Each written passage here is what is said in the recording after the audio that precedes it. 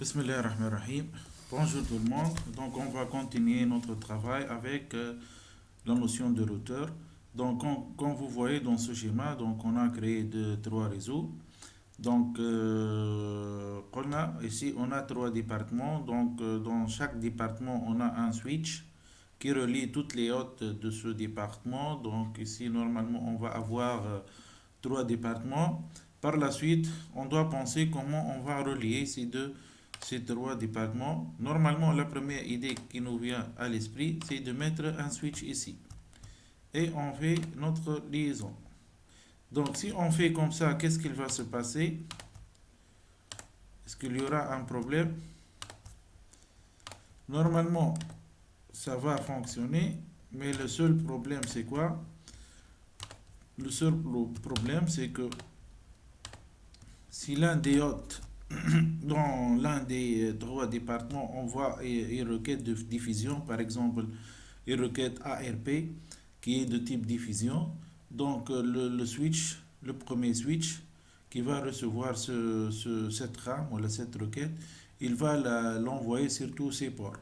Donc normalement, elle va s'envoyer ici et ici. Par la suite, elle va arriver à ce switch. De même, ce switch, qu'est-ce qu'il va faire? Il va les envoyer il va les envoyer sur tous ces ports.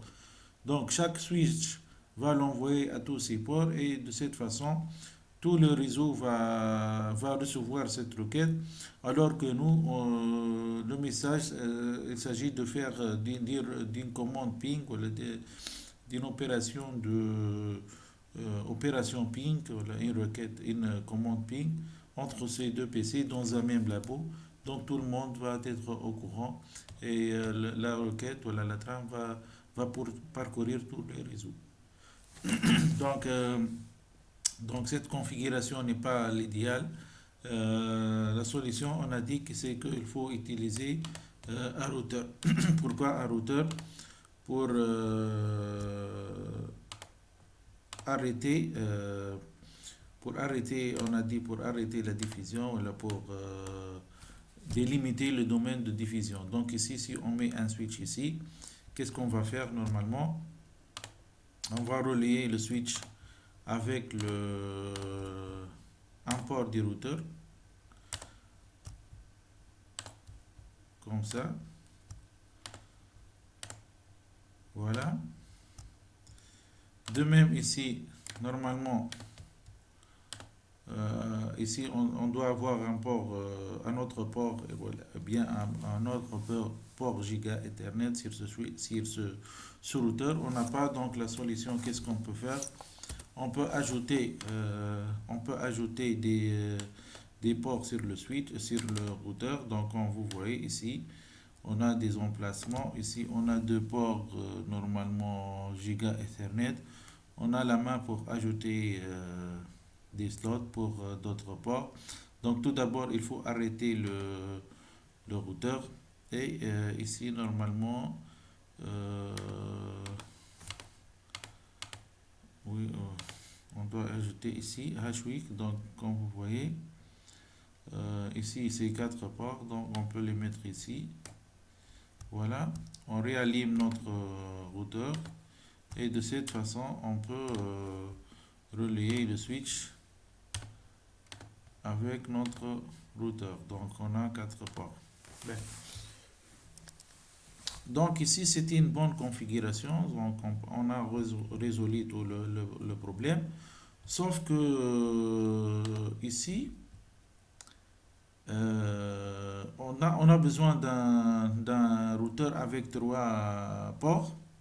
Il faut se rappeler, voilà, il faut indiquer que chaque port d'un routeur admet une adresse MAC. Donc par exemple ce port, qu'est-ce qu'il a? Il admet une adresse MAC et une adresse IP.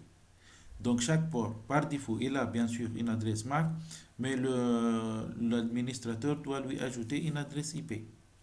Puisqu'il va lui ajouter une adresse IP, donc automatiquement ici, l'adresse IP ici et l'adresse IP de ce port et de ce port doit être de deux réseaux différents. Donc, qu'est-ce qu'on a dit? On a dit qu'il faut ajouter un routeur. pour diminuer la diffusion, ou pour séparer la diffusion. OK. Mais en contrepartie, il faut que chaque port du routeur soit connecté à un réseau différent. Donc, par exemple, ici, si on a utilisé l'adresse réseau 192.168.1.0 pour le département informatique, pour le département mécanique, il nous faut une autre adresse. Par exemple, 192.168.2.0 ou bien ici point 3. Donc, normalement, ça marche comme ça. Donc, ce port va être dans cette adresse, dans ce réseau, et ce port va être dans ce réseau. De même, pour ce troisième port, il doit être dans un autre réseau différent des deux autres ports. Par exemple, 192.168.2.0. Il doit être dans une adresse dans ce réseau. Donc, il y a le contrainte d'un routeur. Si on va utiliser un routeur, il faut que chaque port du routeur soit dans un réseau différent des autres ports. OK? Ben, normalement, on a travaillé ici avec quel type de routeur? Donc, quel type? Normalement, c'est Zoom.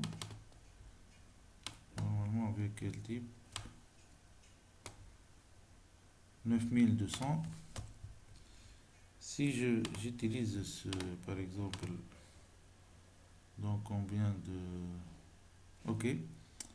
Normalement, on peut travailler avec ce... Donc, Hashwick. Voilà. On va travailler avec ce routeur plutôt. Ben, revenons ici. Donc, on a dit que chaque port d'un routeur doit avoir une adresse IP. Donc, c'est à la tâche de l'administrateur d'ajouter cette adresse IP à chaque port. Donc, bien sûr, la commande, c'est IP adresse. On met l'adresse IP, par la suite le masque. Et normalement, comme on a vu en classe, normalement, on affecte l'adresse 1 pour le routeur. C'est-à-dire, on peut mettre ici, ça va être l'adresse 192.168.1.1. C'est comme le routeur de votre maison.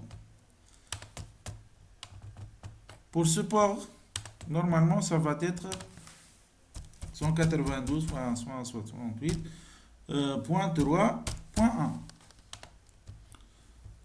D'accord? Donc, ce port va avoir une adresse IP comme ça. Pour l'adresse MAC, normalement, ici, donc c'est l'interface, voilà, donc là, on a dit qu'elle admet une adresse MAC. De même pour ce port et pour ce port.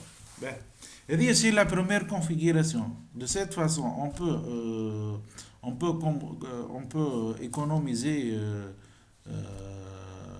les dépenses avec un seul routeur et tout fonctionne bien et le réseau fonctionne parfaitement.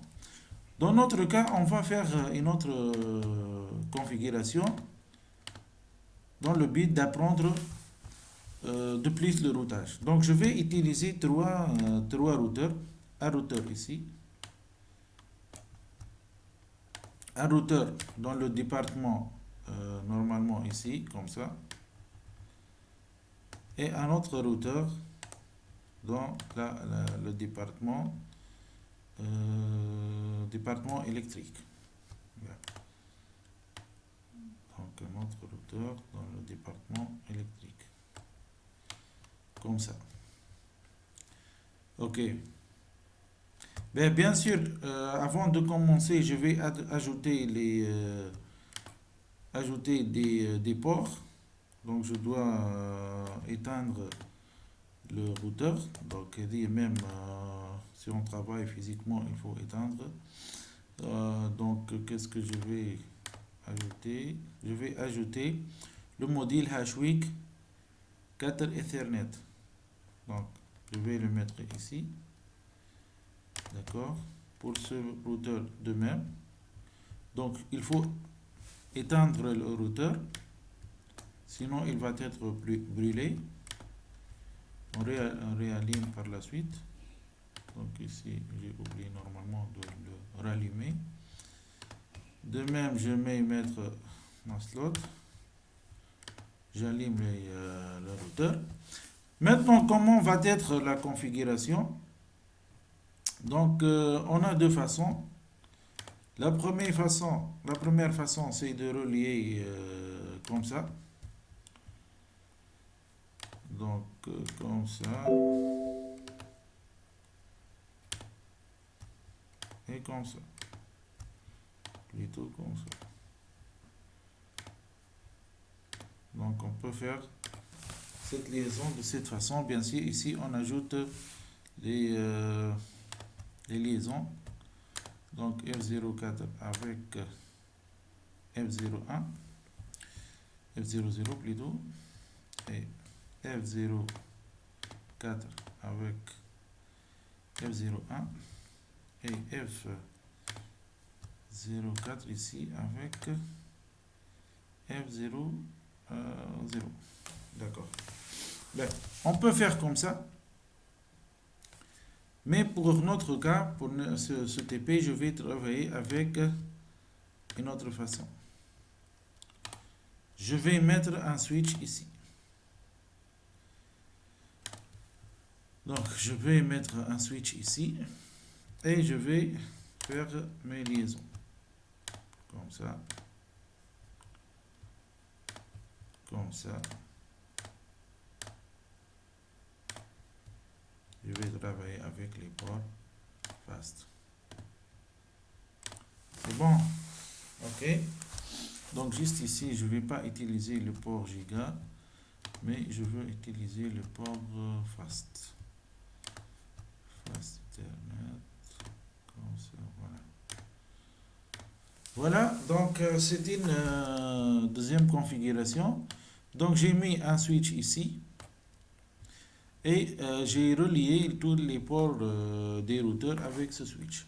Donc, il dit que ma liaison multipoint, point to multipoint. Point to multipoint. Donc, si j'ai un point ici, si je reçois quelque chose ici, elle a deux chemins. La précédente que j'ai enlevée, c'était liaison point to point. Il dit point to multipoint. Donc, c'est point to multipoint. On va voir ça à la suite. Donc, ce sont des notions théoriques, on va les voir par la suite. Mais c'est ce que j'ai besoin ici. Bien. Donc, normalement, la première étape, c'est quoi? Il faut mettre les adresses IP. Donc, normalement, ici, on a l'adresse IP, ça va être 192.168.1.1. OK. Et c'est quoi l'adresse MAC? J'ai besoin aussi de l'adresse MAC.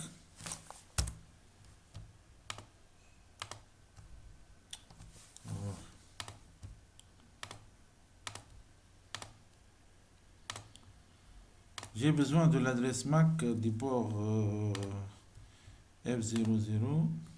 Normalement,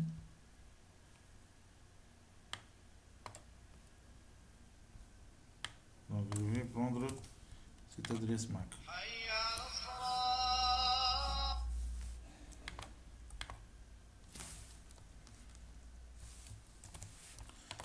Donc je vais faire tout ça sur tous les ports. Donc ici, normalement, le port, ça va être quoi?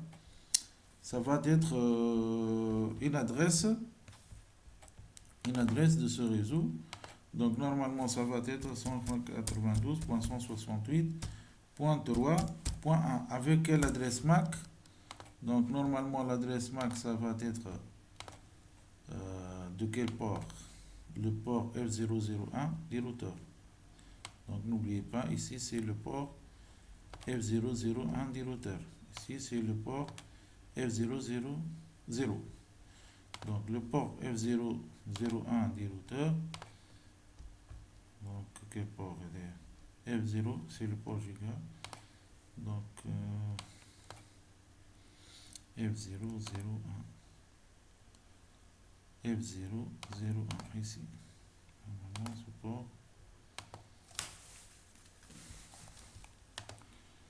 Donc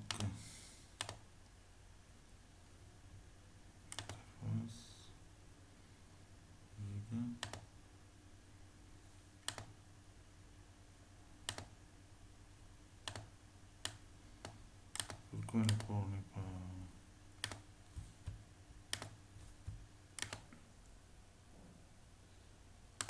Mais ok, on j'ai un problème. Les ports Fast Ethernet, l'adresse MAC n'est pas affichée ici sur l'interface. Donc je vais changer les types de routeurs par un autre type de routeur. Juste, je vais utiliser les routeurs de type générique. Donc normalement ici, combien de ports?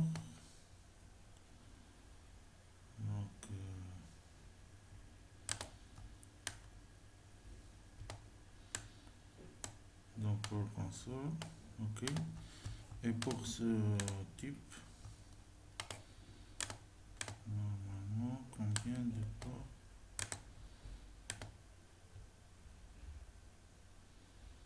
Donc pour console. Voilà, donc à la fin, j'ai choisi de travailler avec les routeurs de type 1841. Donc je vais placer mes routeurs ici. Donc le premier c'est ici, le deuxième normalement ici.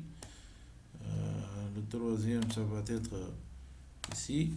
Donc je dois faire mes liaisons. Donc câble droit avec le switch. Le premier switch. Donc ici. Par la suite un autre câble droit avec ce switch. Ici donc un autre câble. De même ici. Voilà. Comme ça. Et à la fin, voilà. Et je fais cette liaison.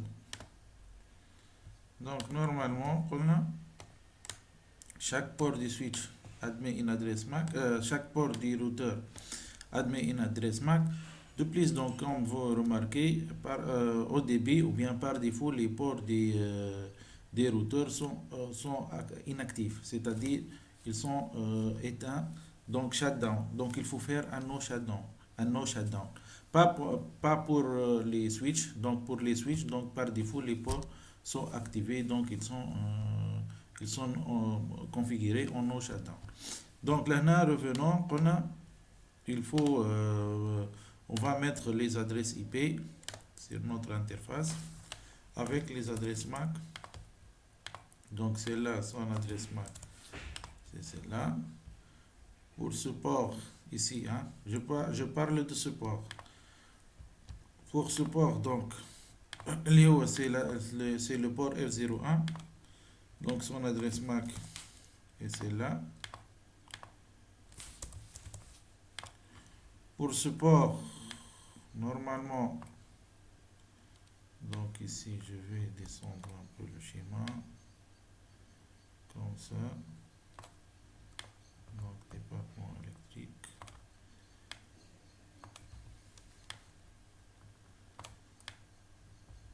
Comme ça. Donc ce port F01, on doit tout d'abord connaître son adresse MAC, c'est F01. Normalement ici c'est F01. Et pour l'adresse IP, elle doit être dans ce réseau. Donc normalement ici, c'est l'adresse MAC.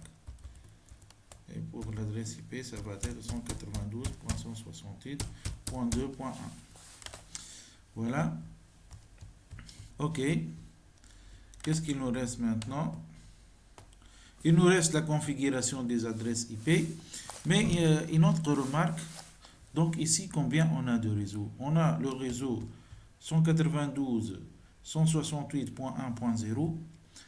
Un autre réseau 192.168.3.0 et un troisième réseau 192.168.2.0. On a dit, rappelons-nous, que le fait d'ajouter un routeur, cela implique que chaque port du routeur doit être dans un réseau différent des autres ports.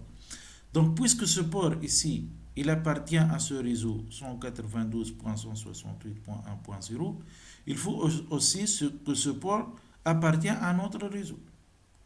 Donc ici, ce port F01 doit appartenir à un autre réseau. De même, ce port F01, il appartient à ce réseau 192.168.3.0. De même, le port F00 doit être dans un autre réseau. Et enfin, pour ce routeur, il faut que ce port F00 doit être soit dans un autre réseau, autre que 192.168.2.0. Mais ici, est-ce que le port F00 et le port F00 du routeur, celui-là et de celui-là, est-ce qu'on accepte qu'ils soient dans un même réseau? Oui, on l'accepte, puisqu'ils sont du même côté. Ils sont du même côté. Ils sont reliés donc ici au même réseau. Donc deux ports qui sont l'un en face de l'autre doivent être dans un même réseau. Ici, quels sont les ports qui sont devant ce port du routeur? Celui-là et celui-là. Donc, ils doivent être dans le même réseau. Par exemple, 192.168.4.0. Et de cette façon, on peut configurer ces ports avec l'adresse, par exemple, 192.168.4.1. Celle-là, 192.168.4.2 et celui-là 192.168.4.3. OK? Donc, c'est la configuration qu'on doit faire. Donc, qu'est-ce qu'on va faire? On va configurer les ports de chaque routeur. Je vais commencer par ces routeurs. Donc, remarquez bien la configuration des routeurs. Donc, on a, comme les switches, on a trois modes. Mode user, mode utilisateur ou le mode invité. Mode enable, mode configuration et on a aussi le mode de configuration des lignes. Et on a dit, comme pour les switches, pour configurer un switch, qu'est-ce qu'on a fait? On a deux façons de le faire. Soit avec le câble console, soit avec le câble console, ou bien avec le câble normalement Ethernet. Plutôt avec le protocole Telnet. Donc on peut même, à travers le switch, si on a un switch, on peut accéder à notre routeur pour lui faire configuration. On n'est pas obligé d'être relié directement au routeur. Mais ici, puisqu'on utilise Cisco Packet Tracer, donc on a l'onglet CLKey qui nous permet d'accéder au routeur ou bien au switch en mode configuration. Donc, tout d'abord, qu'est-ce qu'on va faire? On va configurer les deux adresses IP sur chaque port du routeur. Donc, tout d'abord, il faut accéder au mode configuration. Donc, config-t par la suite. Quelle est l'interface qu'on va configurer? C'est l'interface F0 sur 0.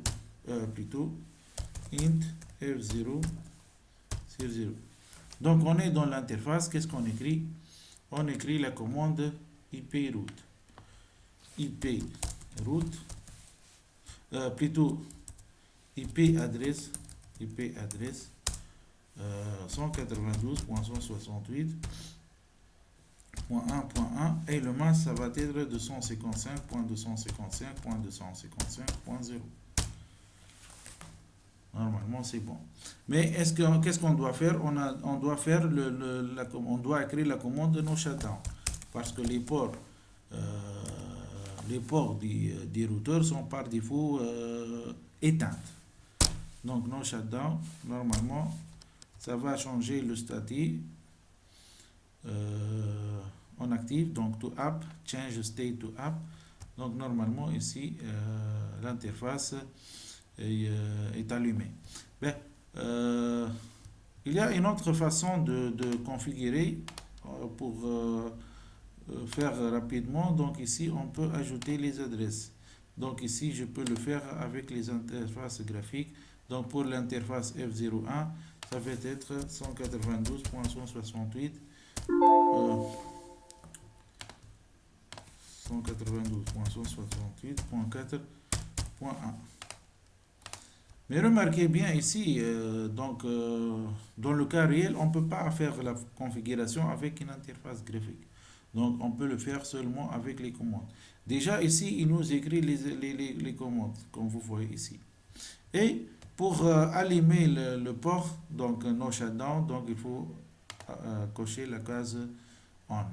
Donc normalement, la commande qui va être écrite, c'est la commande no shutdown, comme vous voyez ici. Ok. Donc pour faire rapidement, je vais utiliser l'interface. Donc quel est le port? Donc F01, ça va être 192.168.4.2 et le masque on pour cette interface. Donc ça va être F01, c'est l'adresse 192.168.3.1 avec le masque et l'activation. Et pour cette interface, donc pour l'interface F00, donc ça va être 192.168.4.3 avec le masque correspondant et j'ai pas fait l'activation du port. Et pour l'interface F01, ça va être l'adresse 192.168.2.1 avec le masque correspondant et l'activation du port. Donc là, je vais accélérer un peu. Voilà, normalement, les ports sont actifs avec les adresses correspondantes. Bien, je vais ajouter les adresses MAC et je vais vous expliquer pourquoi par la suite. Donc normalement, ici, je vais prendre l'adresse MAC, c'est de l'interface F00. J'ai besoin de cette adresse. Donc je vais la mettre ici. Ok. J'ai besoin de cette adresse F00. Donc ça va être cette adresse. Je vais la mettre ici. D'accord. Pour ce routeur, donc F3.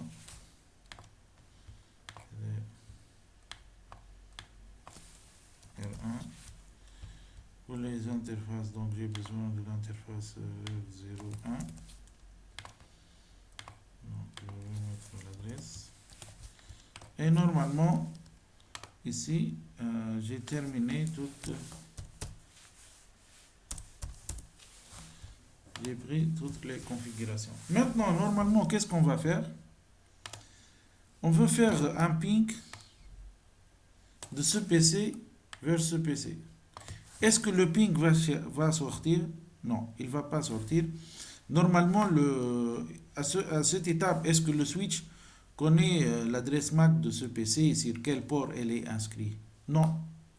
Dans la table MAC, normalement, ce switch, il ne connaît pas que l'adresse MAC 5570 est inscrite sur le port F03. Donc, qu'est-ce qu'il doit faire? il doit faire une diffusion. Bien. Donc, on va essayer cette configuration, ce manip. Donc, sur le packet tracer, on va activer le mode simulation. Avec on a besoin des messages ARP et le message ICMP. Ben, à ce niveau, il y a une autre remarque. Le PC, chouf, quelles sont les informations pour le switch? Qu'est-ce qu'il a? Il a une table MAC. Donc le switch Chando. Le switch admet un switch à Chando. Qu'est-ce qu'il a? Il a une table MAC. Qu'est-ce qu'il y a dans la table MAC? Il y a le port avec l'adresse MAC connectée. Le PC aussi, il a une table, c'est la table ARP. Le PC admet aussi une table, c'est la table ARP. Qu'est-ce qu'il y a dans cette table? Il y a l'adresse IP avec l'adresse MAC correspondant. La table ARP, il y a l'adresse IP. Où est l'adresse MAC? Normalement, ici, on trouve 192.168.1.5. L'adresse MAC, c'est celle-là. Ben, on va vérifier. Sur le PC, qu'est-ce que je vais faire? Donc, l'adresse MAC, l'ARP, la commande, c'est ARP-1. Qu'est-ce qu'il nous dit? Non ARP entrée. Donc, il n'y a aucune entrée. Le switch. Donc, est-ce qu'il y a quelque chose dans la table MAC? Show MAC. Normalement, il y a. Ben, je vais l'enlever. Je vais l'enlever parce que je veux commencer à 0. Donc, ici, show MAC address table, il est vide. Parce que j'ai utilisé le même switch d'ITP précédent. Ben. Maintenant, qu'est-ce qu'on va faire? On va faire un ping entre ce PC et ce PC. Normalement, quels sont les messages qui vont sortir? Deux messages. Le message principal, dans le TP précédent, que la commande ping va générer un message ICMP. Donc, normalement, ici, le message ICMP, il confie l'adresse MAC source, ou l'adresse MAC destination, ou l'adresse IP source, ou l'adresse IP destination. Ben, ce PC, est-ce qu'il connaît l'adresse IP source? Oui, c'est 1.3. Est-ce qu'il connaît l'adresse MAC, l'adresse IP destination? Oui, c'est 1.5. Ben, est-ce qu'il connaît l'adresse MAC source? Normalement, c'est son adresse, donc il le connaît. Est-ce qu'il connaît l'adresse MAC destination? Non, il ne connaît pas. Allez, il ne connaît pas. Table MAC. Dans sa table MAC, il n'a rien. Donc, qu'est-ce qu'il va faire? Il va chercher cette adresse MAC. Qu'est-ce qu'il va envoyer? Il va envoyer un message ARP. ARP, c'est le message vert. Le message ARP, qu'est-ce qu'il va contenir? Il va contenir cette question. S'il vous plaît, celui qui admet l'adresse MAC 192, l'adresse IP 192.168.1.5, dites-moi ton adresse MAC.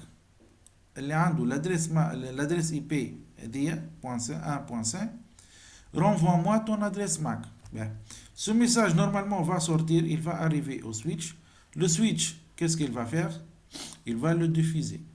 Pourquoi? Parce que ce PC, il va l'envoyer en tant que diffusion. Pourquoi diffusion? Car il ne sait pas quel est le PC qui admet cette adresse IP 1.5.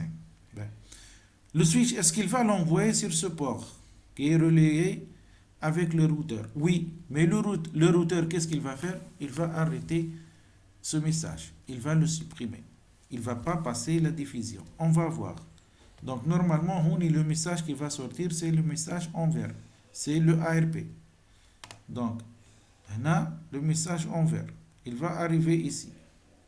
Le switch, normalement, il va apprendre quelque chose. Qu'est-ce qu'il va apprendre? Il va apprendre que l'adresse MAC 600 se trouve sur le port F01. Et il va mettre cette information dans sa table MAC address table. Donc, normalement, c'est bon.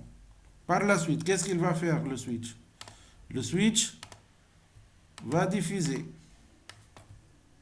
Le switch va faire la diffusion sur tous les ports. Remarquez même le port du routeur. Donc normalement ici, celui-là va supprimer le message, celui-là va supprimer le message. Quel message? C'est le message ARP. Qui va répondre normalement seulement le PC 2. Il va répondre et il va inscrire son adresse MAC. Regardez maintenant. Le message va retourner seulement par ce PC. Le switch va recevoir ce message et normalement il va remplir sa table MAC. Par quoi? Par l'adresse MAC de ce PC. Et il va inscrire qu'elle se trouve dans le port F03. Regardons bien. Normalement c'est bon. Donc l'adresse E600 se trouve sur le port F01 et l'adresse 570 se trouve sur le port F03. On continue. Ben, normalement, on a dit que la table MAC du PC, elle est vide. Remarquez, qu'est-ce qu'il va se passer? Le message ARP retourne au PC. Qu'est-ce qu'il va faire le PC? Normalement, le PC va inscrire l'adresse MAC dans sa table. Donc, qu'est-ce qu'il va? Dans la table ARP, qu'est-ce qu'il va écrire? Il va écrire que l'adresse 192.168.1.5 se trouve dans l'adresse, admet l'adresse MAC 5570. C'est-à-dire donc la table MAC, c'est bon. Maintenant, qu'est-ce qu'il va faire? Il peut maintenant remplir. Il a maintenant les 4 informations. Est-ce qu'il peut envoyer le message ICMP? Oui. Donc il a l'adresse MAC source, qui est son adresse. L'adresse MAC destination, il vient de la récupérer, qui est 5570. Il a l'adresse IP source, qui est son adresse IP, et il a l'adresse IP destination, qui est .5. Est-ce qu'il peut sortir maintenant le message ICMP? Oui. Mais remarquez bien, j'insiste sur le fait que le routeur n'a pas fait la diffusion. Par contre, dans le TP précédent, si on a mis un switch ici, il va diffuser le message ARP ou bien le message ICMP sur tous les autres ports. Ben. Maintenant, normalement, on va sortir maintenant le message ICMP. Il va arriver vers le switch. Le switch, qu'est-ce qu'il va faire? Est-ce qu'il connaît l'adresse MAC 5570? Oui. Donc, il a déjà rempli ça dans sa table MAC. Donc normalement le paquet, l'adresse IP, l'adresse MAC source, ça va être 5570. Elle est sur le port F03, donc normalement il va l'envoyer tout simplement. Voilà, elle est arrivée au PC. Le PC bien sûr va répondre. Donc on a gagné que le fait que le message ARP n'a pas été diffusé sur tout le réseau. Donc, l'avantage ici, c'est quoi? C'est que c'est qu'on a pu délimiter le domaine de diffusion en utilisant un routeur. Maintenant, c'est quoi le problème? Si un PC ici,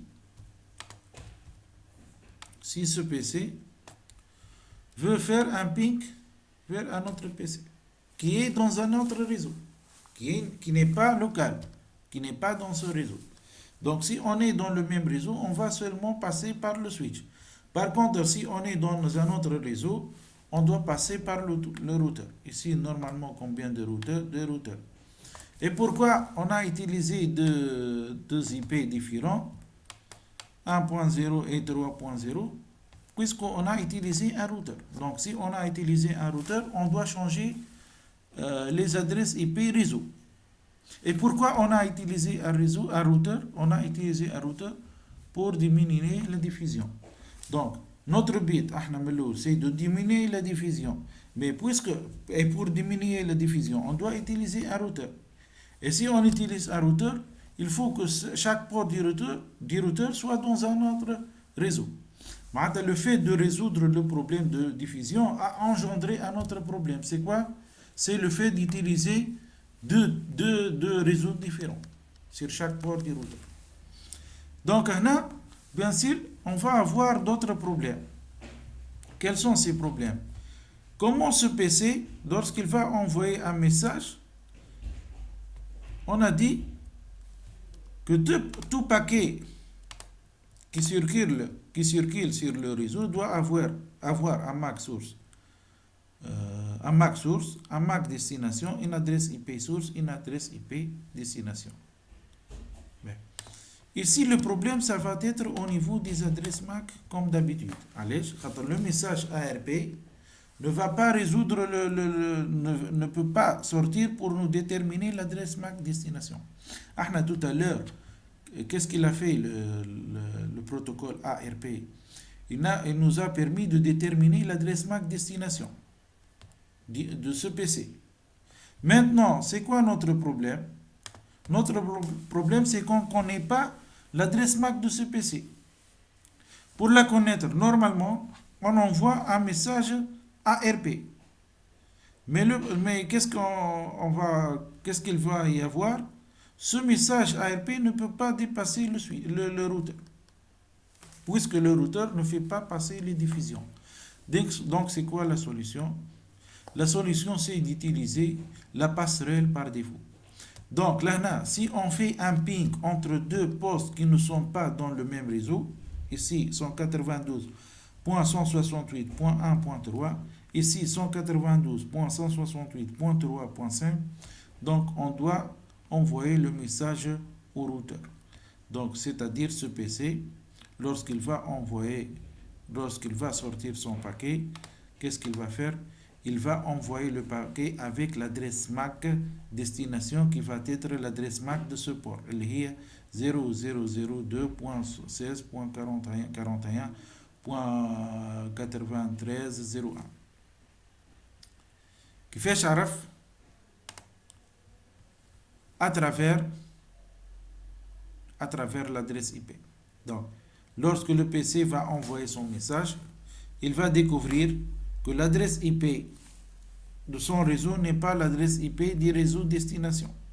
Donc, de cette façon, qu'est-ce qu'il va faire? Il va envoyer son paquet au routeur. Qu'est-ce qu'il va mettre dans son paquet? Il va mettre l'adresse MAC source. Ça va être quoi? Ça va être sans adresse IP, sans adresse MAC, ici, c'est 600. L'adresse MAC destination, normalement, ça va être de ce port. L'adresse IP source, ça va être .1.3 et l'adresse IP destination, ça va être quoi? Ça va être .3.5. Est-ce que c'est clair? Donc l'adresse MAC source, c'est l'adresse qui se termine par E600. Bien. بالنسبة l'adresse MAC destination, on ne le connaît pas encore. Pour l'adresse MAC destination, c'est l'adresse qui se termine par 1.3. Et pour l'adresse IP destination, ça va être l'adresse de ce PC qui se termine par .3.5. Maintenant, qu'est-ce qu'il nous reste? Il nous reste l'adresse MAC destination. L'adresse MAC destination, quand on sait l'adresse MAC, ça va être l'adresse MAC du routeur. Pourquoi? Parce que le PC ne peut pas connaître l'adresse MAC de ce PC, car il est dans un autre réseau. Donc, par conséquent, il ne peut pas envoyer une requête ARP. Donc, qu'est-ce qu'il lui reste? La seule solution, c'est de l'envoyer au routeur. Donc, il va envoyer son paquet au routeur et il va demander au routeur de se débrouiller pour trouver la destination. Donc, c'est pas son rôle, c'est pas le rôle de ce PC de chercher la destination. Il va juste garder l'adresse IP destination et l'adresse IP source et bien sûr l'adresse MAC source liée à son adresse IP source. Pour l'adresse MAC, normalement, il va mettre l'adresse MAC du routeur. Il va envoyer au routeur le message et c'est au routeur de se débrouiller. Pourquoi? Parce que la destination, c'est dans un autre réseau qui n'est pas le réseau source. Ok? Donc, là, on va avoir un autre problème. C'est quoi ce problème? C'est que comment le PC va connaître l'adresse MAC de destination? Donc, vous allez me dire, donc c'est simple, c'est avec le protocole ARP.